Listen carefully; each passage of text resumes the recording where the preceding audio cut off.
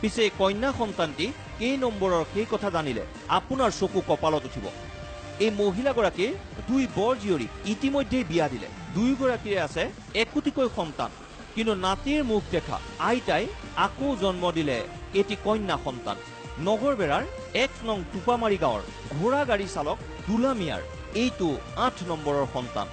দুলা মিয়াৰ পূৰ্বৰ সন্তানকেইটাক এবাৰ ভালদৰে চাই লওক। বিবাহিত 2 জীয়ৰীও আহিল মাতৃৰ কোলাত উমলি থকা নৱজাতক ভগ্নীক দৰ্শন কৰিবলৈ।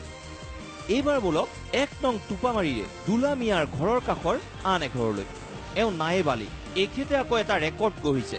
এওঁ 13টিকৈ সন্তানৰ পিতৃ। নায়েব আলীৰ বৰ জীয়ৰীৰো আছে 5টিকৈ সন্তান। মুঠ 13জন।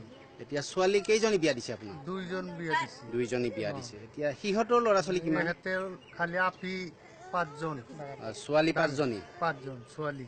আৰু এটা সৰু তাৰ 1জন ল'ৰা। দুলা মিয়া আৰু পত্নীৰ বেছ কনফিউজন লাগিল যেতিয়া আমাৰ সাংবাদিকে তেওঁলোকৰ 8টি সন্তানৰ নাম একাধিক্ৰমে ক'বলৈ ক'লে।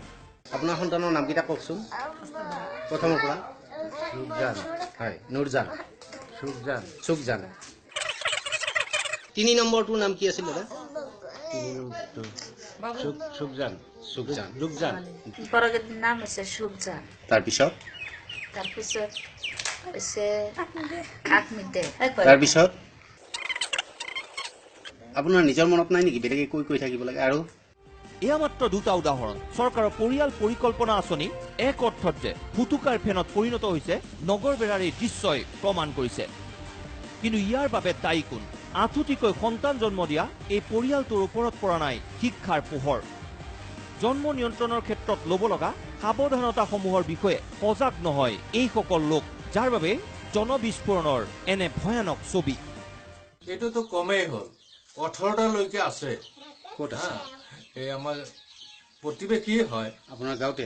সেই মৰিল কাৰণে হোৱাটো বন্ধ হ'ল। জীয়াই থাকিলে মানে আৰু হৈ থাকিলে হয়। চৰকাৰৰ এইবিলাক মানে গুৰুত্ব নাই। চৰকাৰৰ অৱহেলা এইটো বুজাব লাগে ঘৰে ঘৰে গৈ শিক্ষিত মানুহবিলাকক যে কেনেকৈ নিয়ন্ত্ৰণ কৰিব পাৰি ল'ৰা ছোৱালী হোৱাটো। ফেমিলিত মানে এজনো শিক্ষিত মানুহ নাই। শিক্ষিত নোহোৱাৰ কাৰণে মানে অধিক সন্তান জন্ম হোৱাটো মানে একদম মানে সঁচা কথা।